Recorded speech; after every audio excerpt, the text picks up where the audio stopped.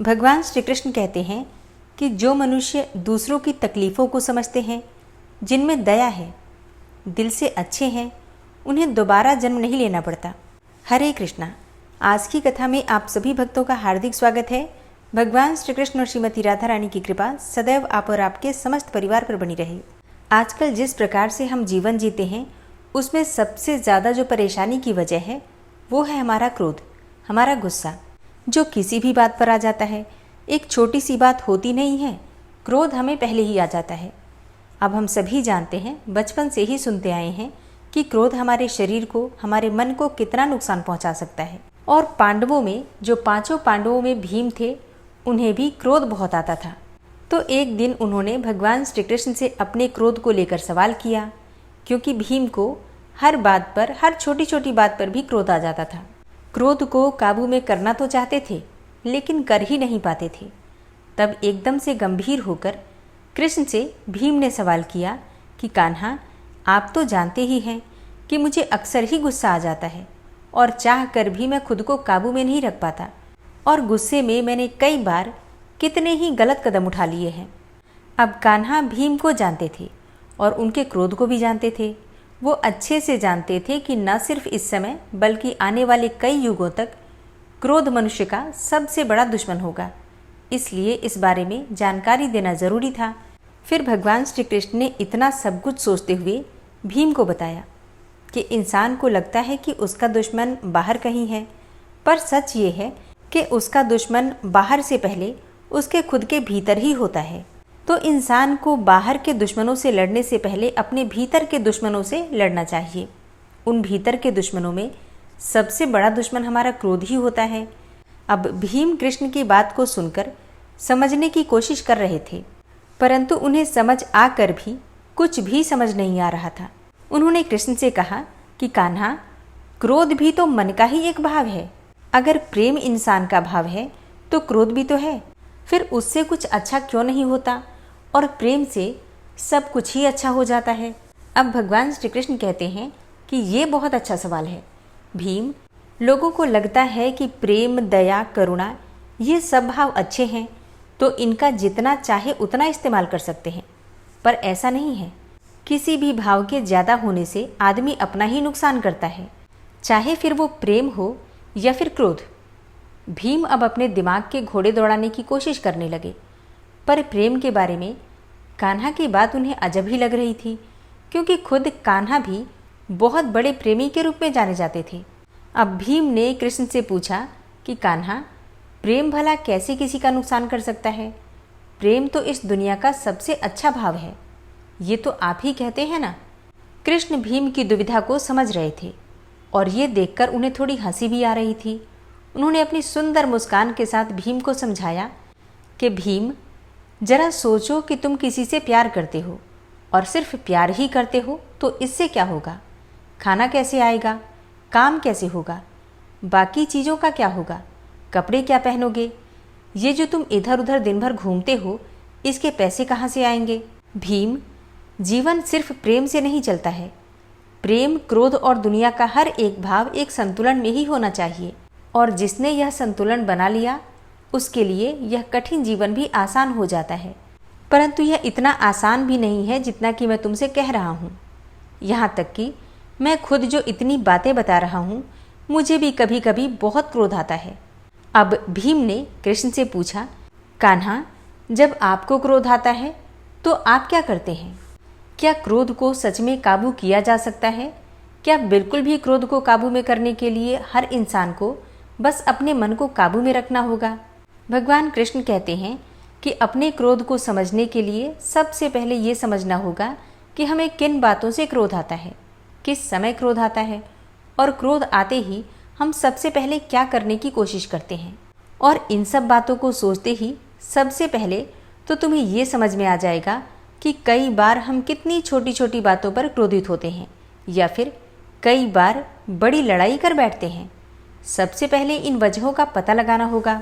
भीम ने कृष्ण से कहा कि कान्हा, आप ये कैसी बातें करते हैं? भला कोई क्रोध करते हुए ये सोचेगा कि मुझे क्रोध किस वजह से आ रहा है? वो तो सीधे क्रोध करेगा ना। अब भगवान श्री कृष्ण ने एक बहुत ही सुंदर मुस्कान भीम को दी, और कहा कि सही कह रहे हो भीम जी, परंतु अपने ऊपर काम करने वाले इंसान और बस यूं ही जीवन जीने वाले इंसान में यही तो फर्क होता है कि जिसको अपना यह जीवन सुधारना है और अपने क्रोध पर काबू पाना है, वो सबसे पहले हर वक्त सजग रहना शुरू करेगा। इस बात पर सजग रहना कि किस घटना से हमारे भीतर कौन से भाव पैदा हो रहे हैं, ये करना बहुत अभ्यास का काम है। पर जब हम इसे करने लगते हैं तो 2 ही दिन में इसका असर दिखने लग जाता है। अब भीम भगवान कृष्ण से पूछते हैं कि उस अभ्यास में हम ऐसा क्या कर सकते हैं जिससे कि हम अपने क्रोध को अपने काबू में कर सकें।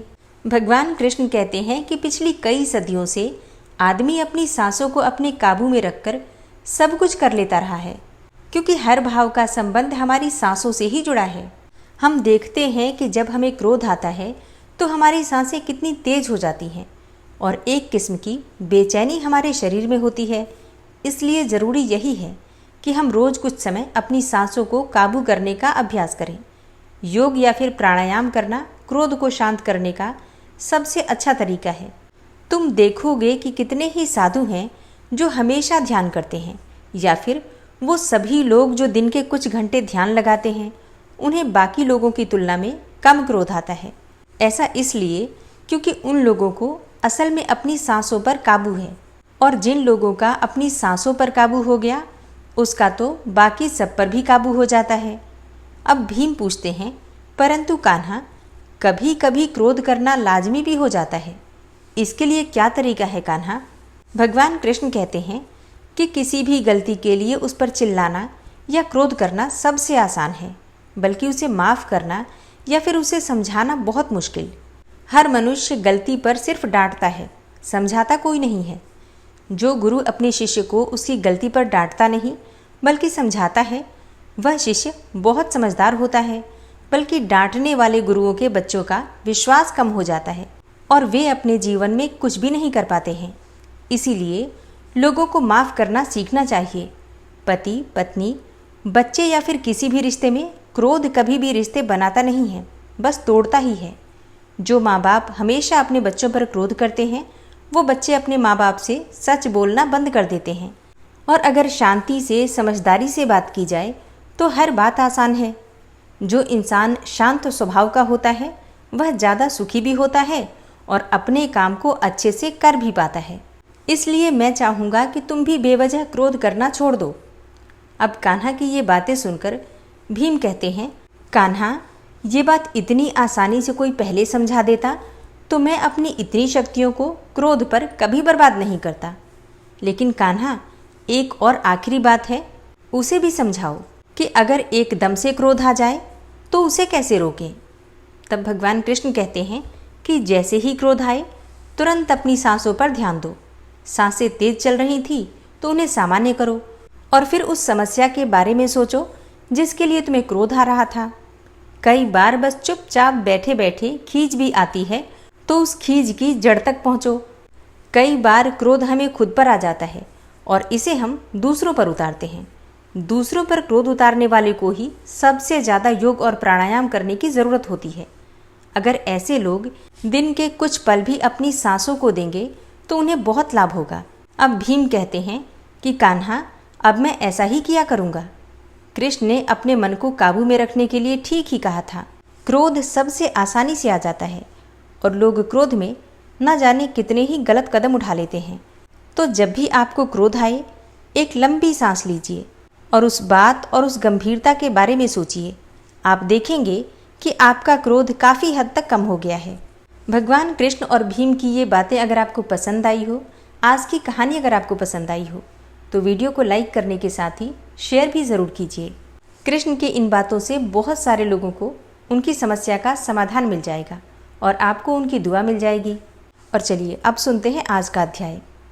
सत्यभामा ने कहा, हे प्रभु, आप तो सभी कालों में व्यापक हैं और सभी काल आपके आगे एक ही समान है। फिर यह कार्तिक मास ही सभी मासों में श्रेष्ठ क्यों है? आप सब तिथियों में एकादशी और सभी मासों में कार्तिक मास को ही अपना प्रिय क्यों कहते हैं? इसका कारण बताइए।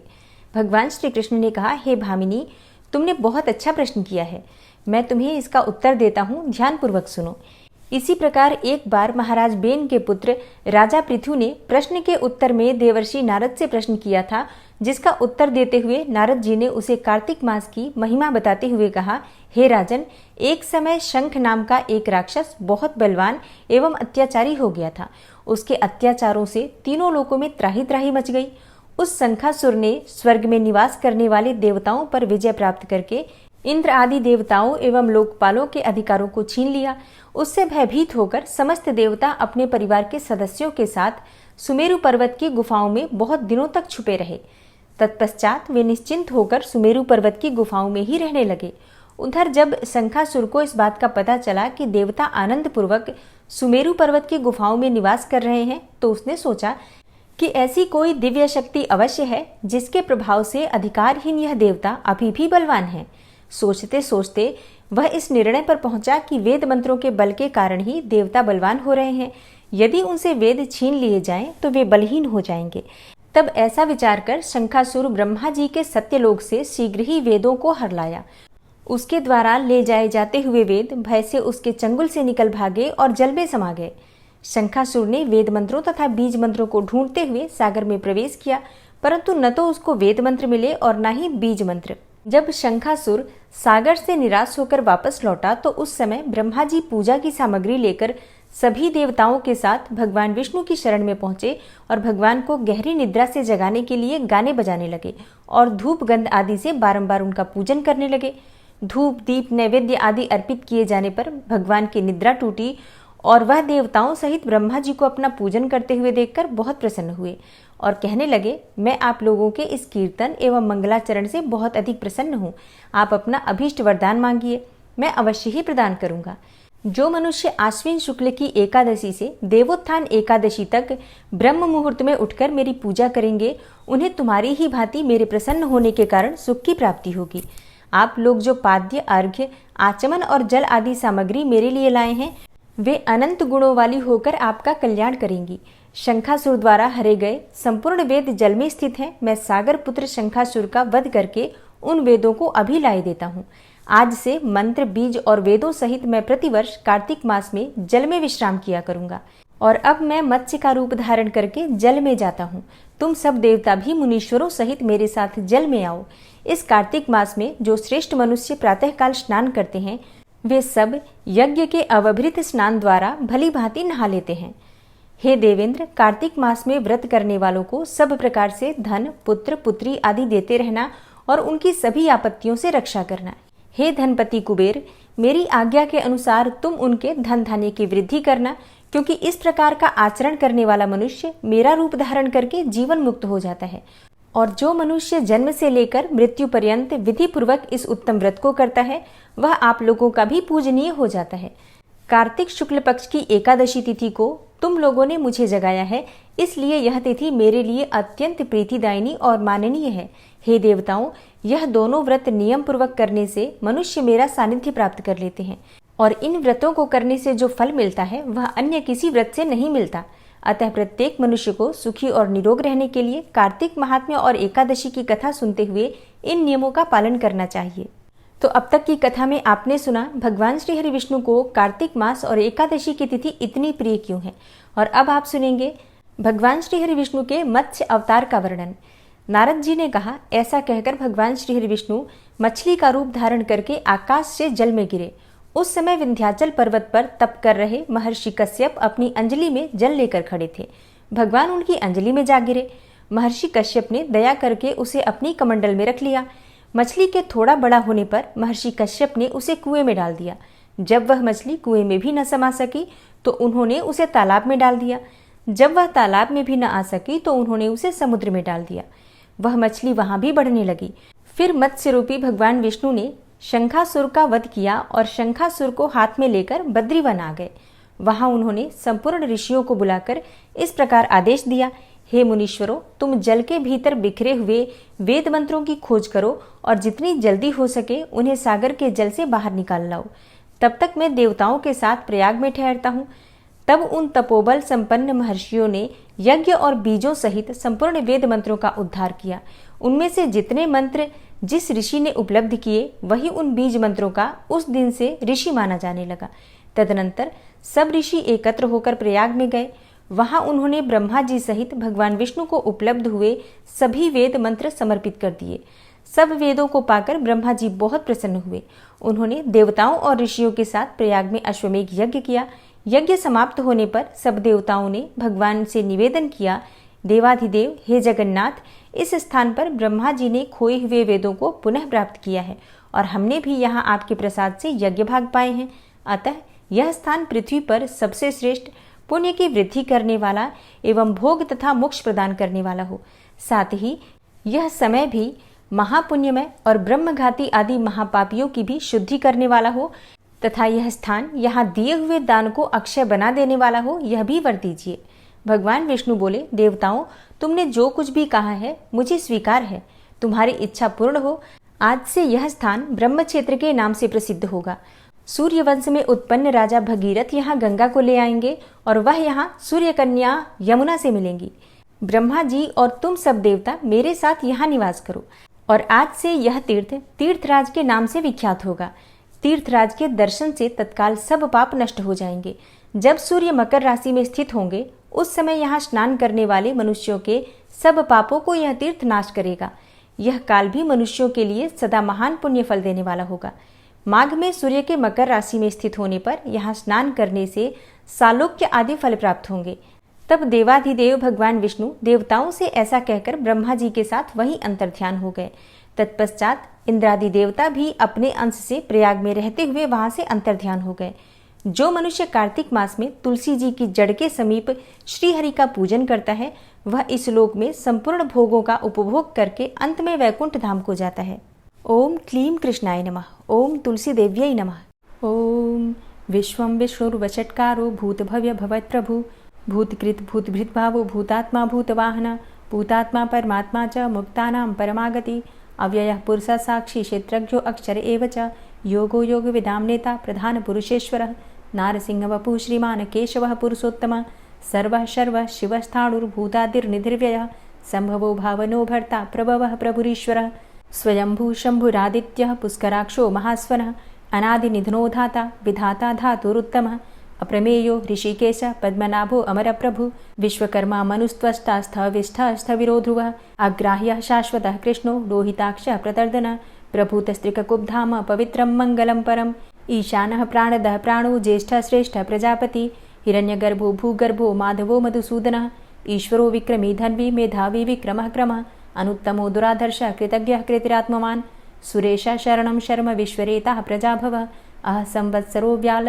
प्रत्ययः सर्वदर्शनः अज सर्वेश्वर सिद्ध सिद्धे सर्वादिर्च्युत वृषाकपिर्मेयात्मा सर्वयोगविनिश्रितः वसुर्वसुमना सत्य समात्मा संमितः सम अमोघ पुण्डरीकाक्षो वृषकर्मा वृषाकृतिः रुद्रो बहुशिरा बभ्रुर्विश्वयोनिः शुचिश्रवः अमृतः शाश्वतस्थाणुर्वरारोहो महातपः सर्वगः सर्वविद्भानुर्विश्वक्सेनो जनार्दनः वेदो वेदविद्व्यङ्गो वेदाङ्गो वेदवित्कविः लोकाध्यक्षः सुराध्यक्षो धर्माध्यक्षः कृताकृतः चतुरात्मा चतुर्व्यूहश्चतुर्द्रष्टश्चतुर्भुजः भ्राजिष्णुर्भोजनं भोक्ता सहिष्णुर्जगदाति च अनघो विजयो जेता विश्वयोनिः पुनर्वसु उपेन्द्रो वामनः प्रांशुर्मोघः शुचिरुर्जितः अतीन्द्रः संग्रहः सर्गो धृतात्मा नियमो यमः वेद्यो वैद्यः सदा योगी वीरः माधवो मधु अतीन्द्रियो महामायो महोत्साहो महाबलः महाबुद्धिर्महावीर्यो महाशक्तिर्महाद्युतिः अनिर्देश्यवपुः श्रीमान् मेयात्मा महाधृतिर् महिश्वासो महीभर्ता श्रीनिवासः सतां गति अनिरुद्ध सुरानंदो गोविंदो गोविंदांपति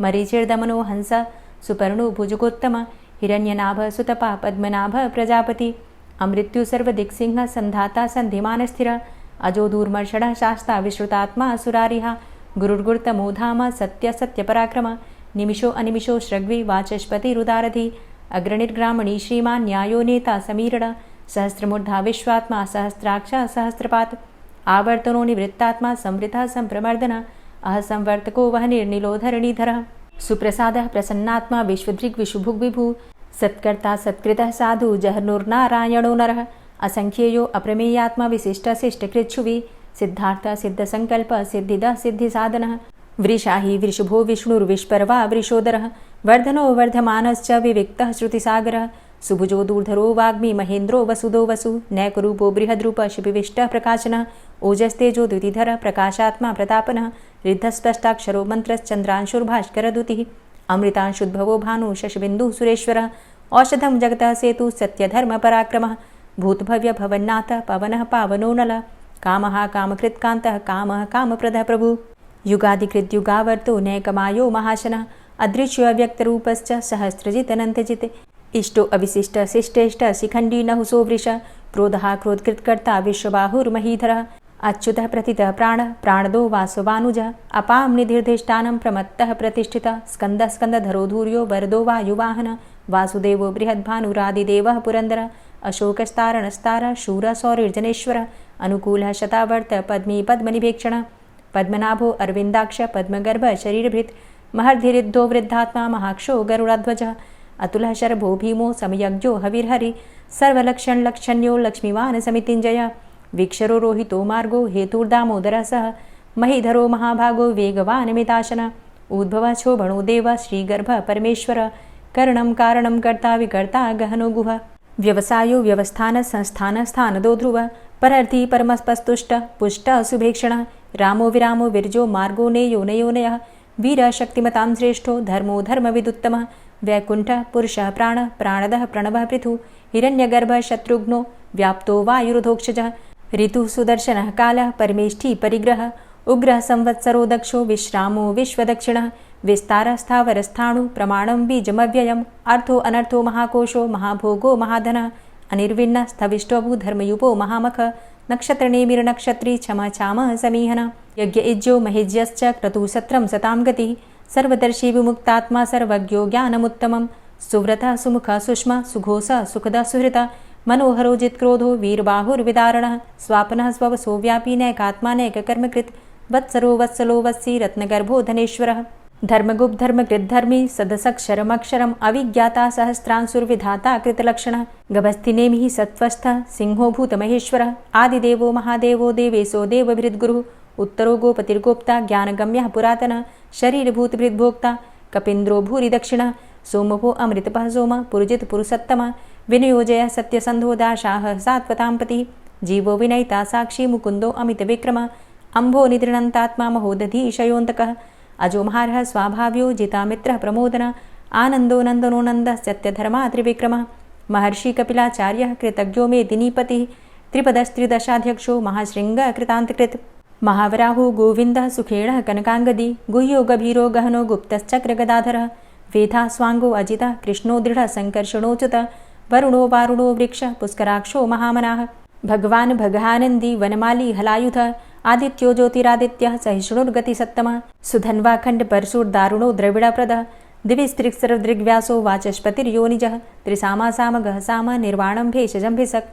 सन्न्यासकृच्छमः शान्तो निष्ठा शान्तिः परायणं शुभाङ्गः शान्तिदस्रष्टा कुमुदः कुवलेशय गोहितो गोपतिर्गोप्ता वृषभाक्षो वृषप्रियः अनिवर्ति निवृतात्मा संक्षेप्ता चेमकृच्छिवः श्रीवत्सवक्षा श्रीवास श्रीपति श्रीमताम्बरः श्रीदा श्रीश श्रीनिवास श्रीनिधि श्रीविभावन श्रीधर श्रीकर श्रेय श्रीमान् लोकत्रयाश्रयः स्वक्ष स्वङ्ग शतानन्दो नन्दिर्ज्योतिर्गणेश्वरः विजितात्मा विधेयात्मा सत्कीर्तिश्छिन्न संशयः उदीर्णः सर्वतक्षशुर्निश शाश्वतः स्थिरः भूषयो भूषणो भूतिर्विशोकः शोकनाशनः अर्चिष्मानर्चितः कुम्भो विशुद्धात्मा विशोधनः अनिरुद्धो अप्रतिरथ प्रद्युम्नो अमितविक्रमः कालिनेमि निहावीर शौरी शूरजनेश्वरः त्रिलोकात्मा त्रिलोकेशः केशवः केशिहारी कामदेवः कामपालः कामीकान्तः कृतागमः अनिर्देशवपुर्विष्णोर्वीरो अनन्तो धनञ्जयः ब्रह्मण्यो ब्रह्मकृद्ब्रह्मा ब्रह्म ब्रह्म विवर्धन ब्रह्मविद् ब्राह्मणे ब्रह्मी ब्रह्मज्ञो ब्राह्मणप्रियः महाक्रमो महाकर्मा महातेजा महोरगः महाक्रतुर्महायज्वा महायज्ञो महाहवि स्तव्यः स्तव प्रियः स्तोत्रं स्तुतिस्तोतारणप्रियः पूर्णः पुरयिता पुण्यः पुण्यकीर्तिर्नामयः मनोजवस्तीर्थकरो वसुरेता वसुप्रदः वसुप्रदो वासुदेव वसुर्वसुमनाहवि सद्गतिः सत्कीर्तिः सत्ता सद्भूतिः सत्परायणः शूरसेनो यदुश्रेष्ठः सन्निवासः सुयामुनः भूतावासो वासुदेवः सर्वासु निलयोऽनलः दर्पः दर्पदो दृप्तो दूर्धरोथा पराजितः विश्वमूर्तिर्महामूर्तिर्दीप्तमूर्तिर्मूर्तिमान् अनेकमूर्तिरव्यक्तः शतमूर्तिः शताननः एको नैकः सवः किं यत्तत्पदमनुत्तमं लोकबन्धुर्लोकनाथो माधवो भक्तवत्सलः सुवर्णवर्णो हेमाङ्गो वराङ्गश्चन्दनाङ्गदी वीरः विषमः शून्यो घृताशीर चलश्चलः अमानीमानदो मान्यो लोकस्वामी त्रिलोकधृक् सुमेधा मेधजो धन्य सत्यमेधा धराधर तेजो वृष द्वितिधर सर्वशस्त्रभृतांबर प्रग्रहो निग्रहो व्यग्रो नैकशृंगो गदाग्रज चतुर्मूर्तिश्चतुर्बाहुश्चतुर्व्यूहश्चतुर्गति चतुरात्मा चतुर्भावश्चतुर्वेद विदेकपात समावर्तो अनवृतात्मा दुर्जयो दुरतिक्रम दुर्लभो दुर्गमो दुर्गो दुरावासो दुरारिहा शुभांगो लोक सारंग शुतंतुस्तंतुवर्धन इंद्रकर्मा महाकर्मा कृतकर्मा कृतागम उद्भव सुंदर सुंदो रत्ननाभ सुलोचन अर्को वाजसन श्रृंगी जयंत सर्वविजयी सुवर्णबिंदु रक्षोभ्य सर्वभागीश्वरेश्वर महाहृदो महागर्तो महाभूतो महानिधि कुमुदः कुंदरः कुंदः पर्जन्यः पावनो नील अमृताशो अमृतवपुः सर्वज्ञः सर्वतोमुख सुलभ सुव्रत सिद्ध शत्रुजित् शत्रुतापन न्यग्रोधो दुम्बरो अस्वस्थश्चाणुरान्ध्रनिषूदन सहस्रार्चिः सप्तजिह्व सप्तैधा सप्तवाहन अमूर्तिरणघो अचिन्त्यो भयकृद् भयनाशन अणुर्बृहत् कृशस्थूलो गुणभृन्निर्गुणो महान् अधृत स्वधृत स्वास्य प्राग्वंशो वंशवर्धनः भारभृति कथितो योगी योगी स सर्वकामद आश्रम श्रमण छाम सुपर्णो वायुवाहन धनुर्धरो धनुर्वेदो दण्डोदमयितादम अपराजितः सर्वसहो नियन्ता नियमो यमः सत्त्ववान् सात्विक सत्य सत्यधर्मपरायण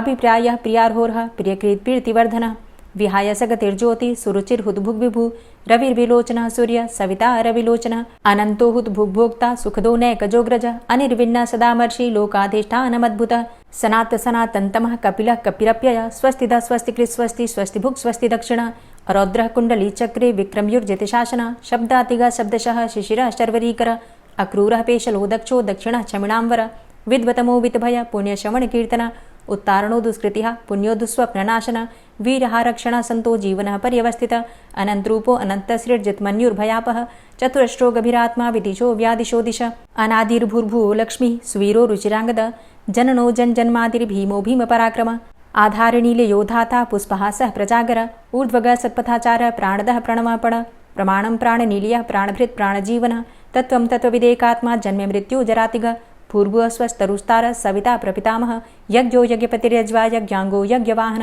यज्ञभृद्यज्ञकृद्यज्ञ यज्ञभुग्यज्ञसाधन यज्ञान्तिकृद्यज्ञ गुह्यमन्यमन्नादेव च आत्मयोनिः स्वयं जातो वैखानः सामगायन देवकी नन्दन स्रष्टा क्षितिसः पापनाशन शङ्खभृन्नन्दकी चक्री शारङ्गधन्वा गदाधरः रथाङ्गपाणिरक्षोभ्य सर्वप्रहरणायुध ओम नमः इति। और अब आप सुनेंगे श्री तुलसी चालीसा। श्री तुलसी महारानी करु विनय सिरनाय जो मम हो संकट विकट दीजे मात नशाय। नमो नमो तुलसी महारानी महिमा अमित न जाए बखानी दियो विष्णु तुमको सन्माना जग में छायो सुयस महाना। विष्णु प्रिया जय जयति भवानी तिहु लोक की हो सुख खानी। भगवत पूजा करे जो कोई बिना तुम्हारे सफल न होई। जिन घर तव नहीं होय निवासा उस घर कर ही विष्णु नहीं बासा। करें सदा जो तव नित सुमिरन तेहि के काज होय सब पूरन। कार्तिक मास महात्म तुम्हारा ताको जानत सब संसारा। तव पूजन जो करे कुंवारी पावे सुंदर वर सुकुमारी। करे जो पूजा नित प्रति नारी सुख संपत्ति से होय सुखारी। वृद्धा नारी करे जो पूजन मिले भक्ति होवे पुलकित मन। श्रद्धा से पूजे जो कोई भवनिधि से तर जावे सोई। कथा भागवत यज्ञ करावे तुम बिन नहीं सफलता पावे। छायो तब प्रताप जग भारी ध्यावत तुम्हीं सकल चित धारी। तुम्ही मात यंत्रन तंत्रन में सकल काज सिद्धि होवे क्षण में। औषधि रूप आप हो माता सब जग में तव यश विख्याता। देव ऋषि मुनि और तपधारी करत सदा तव जय जयकारी। वेद पुराणन तव यश गाया महिमा अगम पार नहीं पाया। नमो नमो जय जय सुख कारणि नमो नमो जय दुख निवारणी। नमो नमो सुख संपत्ति देनी नमो नमो अघ काटन चेनी। नमो नमो भक्तन दुख हरणी नमो नमो दुष्टन मद छेनी। नमो नमो भव पार उतारणी नमो नमो परलोक सुधारणी। नमो नमो निज भक्त उबारणी नमो नमो जन काज सवारणी। नमो नमो जय कुमति नशावनी नमो नमो सब सुख उपजावनी। जयति जयति जय तुलसी माई, ध्याऊं तुमको शीश नवाई। निज जन जानि मोहि अपनाओ, बिगड़े कारज आप बनाओ। करूं विनय मैं मात तुम्हारी, पूर्ण आशा करहु हमारी। शरण चरण कर जोरी मनाऊं, निश दिन तेरे ही गुण गाऊं। करहु मात अब मो पर दाया, निर्मल होए सकल मम काया। मांगू मातु यही बर दीजे, सकल मनोरथ पूर्ण कीजे। जानू नहीं कछु नेम आचारा, क्षमहु मातु अपराध हमारा। 12 मास करे जो पूजा, तासम जग में और नहीं दूजा। प्रथम ही गंगा जल मंगवावे, फिर सुंदर स्नान करावे। चंदन अक्षत पुष्प चढ़ावे, धूप दीप नैवेद्य लगावे। करें आचमन गंगा जल से, ध्यान करे हृदय निर्मल से। पाठ करे फिर 40 की, स्तुति करे मात तुलसा की। यह विधि पूजा करे हमेशा, ताके तन नहीं रहे कलेशा। करे मास कार्तिक का साधन, सोवे नित पवित्र हुई जाहि। है यह कथा महासुखदाई, पढ़े सुने सो भव तर जाई। यह श्री तुलसी 40 पाठ करे जो कोय, गोविंद सो फल पावही, जो मन इच्छा होय। तुलसी 40 संपूर्ण। और अब आप सुनेंगे तुलसी महारानी की आरती। तुलसी महारानी नमो नमो, हरि की पटरानी नमो नमो। तुलसी महारानी नमो नमो, हरि की पटरानी नमो नमो। धन्य तुलसी पूर्ण तप कीनो, धन्य तुलसी पूर्ण तप कीनो। शालिग्राम की बनी पटरानी नमो नमो। तुलसी महारानी नमो नमो, हरि की पटरानी नमो नमो। जाके पत्र मंजरी कोमल, जाके पत्र मंजरी कोमल। श्रीपति कमल चरण लपटानी नमो नमो, हरि की पटरानी नमो नमो। तुलसी महारानी नमो नमो। धूप दीप नैवेद्य आरती, धूप दीप नैवेद्य आरती। पुष्पन की वर्षा बरसानी नमो नमो, हरि की पटरानी नमो नमो। तुलसा महारानी नमो नमो। 56 भोग 36 व्यंजन, 56 भोग 36 व्यंजन। बिन तुलसा हरि एक न मानी नमो नमो। तुलसी महारानी नमो नमो, हरि की पटरानी नमो नमो। सभी सखी मैया तेरो यश गावे, सभी सखी मैया तेरो यश गावे। भक्ति दान दीजे महारानी नमो नमो। तुलसा महारानी नमो नमो, हरि की पटरानी नमो नमो। नमो नमो तुलसा महारानी, नमो नमो तुलसी महारानी। तुलसी महारानी नमो नमो, हरि की पटरानी नमो नमो।